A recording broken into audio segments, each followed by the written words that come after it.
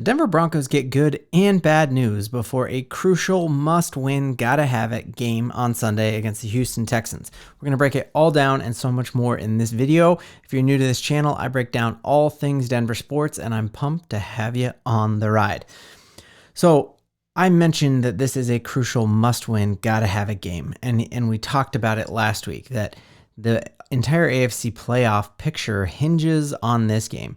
And so if you look here, this is from Pro Football Focus, and I thought this was an incredible graph. So what this graph is showing is what your team's chances are of making the playoffs with a win on the right side, obviously, and a loss on the left side. And the Broncos have the biggest variance between their chances of making the playoffs if they win and their chances of making the playoffs if they lose, where if the Denver Broncos lose, they only have a 21% chance of making the playoffs, whereas if they win, it's a 64% chance. Now, this is exciting, right? Like even a 21% chance, if you have plans over that wild card weekend, I think right now you need to cancel those plans. You need to order frozen pizzas for your fridge. You need to tell your wife we're not doing anything wild card weekend because we're making the playoffs. Because either of these, with how we've been playing over these past 5 games, with the injuries that we talked about with Jonathan Taylor, the injuries that we've seen with all these quarterbacks dropping injuries like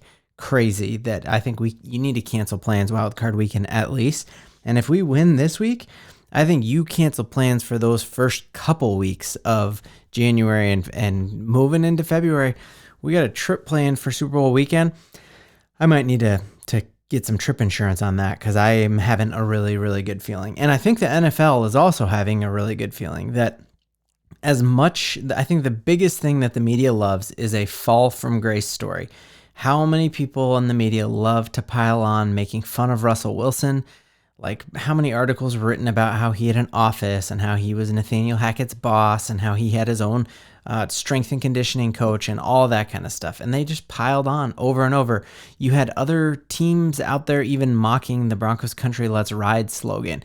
Yet now we love it, right? Now that's how we end every video is Broncos Country Let's Ride, and it pumps us up because as much as the media loves a fall from grace story, what they love even more is a return to power story. And that's what we've seen over these past 5 weeks, and that's what we're seeing moving forward. You even see main media outlets. This is a quote from Ian Rappaport here, and it says what we've been saying on this channel for 5 weeks since we saw Russ lead that comeback against Chicago. He said, they look like a Seattle team. That's what I keep thinking. I know Russell Wilson's older, he's married, he has a lot more kids, but this looks like a Seattle team. They run the ball well, they get close, it's not pretty. The Broncos are hot. They don't look hot, they aren't dominating, but they're in games enough for Russell to get the ball at the end and make the plays you need him to. And we saw firsthand what a hot Russ does. We saw against the Broncos when one of the worst losses. I'm still reeling from that Super Bowl loss to the Seattle Seahawks. And then really if Pete Carroll wasn't a dum-dum and didn't have Russ throw and just handed the ball off to Marshawn Lynch, Russell Wilson is a 2-time Super Bowl champion. And I love that we got a hot Russ right now. We have all the momentum on our side. Momentum is undefeated in the NFL, and we're going to see that continue for this week. So diving into the good and the bad news, like I promised. So the good, the bad news, I love ending on good. So we're going to start with the bad. Now the bad news and what I was waiting around for and why this is a later video than I typically drop, I almost had to do an all-nighter just to get this out to y'all, is I was really hoping that Greg Dulcich was going to be back for this game. According to like the IR stuff that he was put on after the Kansas City game, he got put on that short-term IR, you remember, after the Thursday night game. And I think we saw flashes of him. He was our 3rd-round tight end, you remember. And I really thought that he could have been that safety valve over the middle. We've seen Russ have so much success doing these little dump-offs to Samaje Perine. What if, in addition to that, he also had a stud tight end in the middle that as he climbed the pocket, we know Russ isn't the best at throwing the ball in the middle, but I think Dulcich could have been that escape valve, that pressure release valve, and it could have been really, really cool. And there were rumors all week, which is why I waited on this video, that Dulcich was going to be cleared to practice. he was not. So, and he's not even practicing this week, which would lead me to believe that he probably won't return next week, that hopefully we see him return at the indoor game against the Detroit Lions. So we'll see. So that's the bad news, is we don't have Dulcich. I was excited about that. The good news, or other bad news, is we see Jerry Jeudy. Anytime you see receivers in Jeudy and Marvin Mims both having like soft tissue injury, we got hamstring and groin. Like, we need those guys to be fluid in their groin and their hammies, and they're limited or did not practice. So I'm not loving that. But I think if you look overall, you're happy with this. Other huge piece of news and a new addition here is that Brandon Johnson is back up. And so having him back up and a full participant in practice, he has been sidelined with his hamstring injury. So even if Jerry Jeudy isn't ready, if we have Brandon Johnson and Mims, if one of these two play and then Brandon Johnson, I feel pretty good. I would have felt great with Dulcich. So this is the bad news. Let's get to the good. So the good news is, looking again, we know the healthiest team is who usually wins in the playoffs. There are rare exceptions to that. But if you look right now, this is Aaron Wilson and he's one of the better beat reporters for all of Houston sports. And look at all of these guys who are not practicing, right? Laramie Tunsil resting his knee.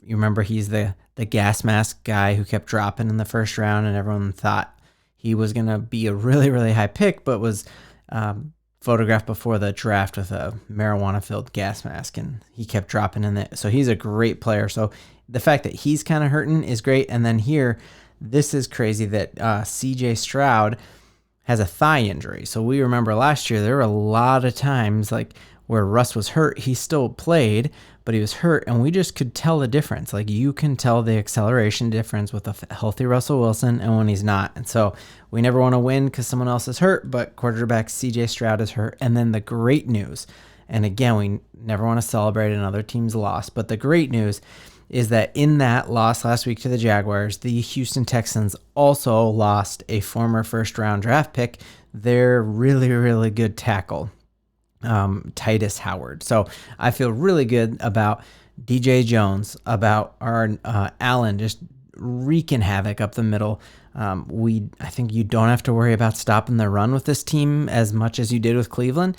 And now even more so, that you don't have to worry about stopping the run when one of your best run blockers is out. So that is fantastic news for the Broncos. The other fantastic piece of news was, I did a little looking into how does Sean Payton fare against rookie quarterbacks. And what I found was that if you look at him going back to 2006, Sean Payton 39-19 against rookie quarterbacks. And so you got CJ Stroud, who's never played in a big game. He lost to Michigan in a big game. We remember that. But CJ Stroud is going to be playing essentially a playoff game.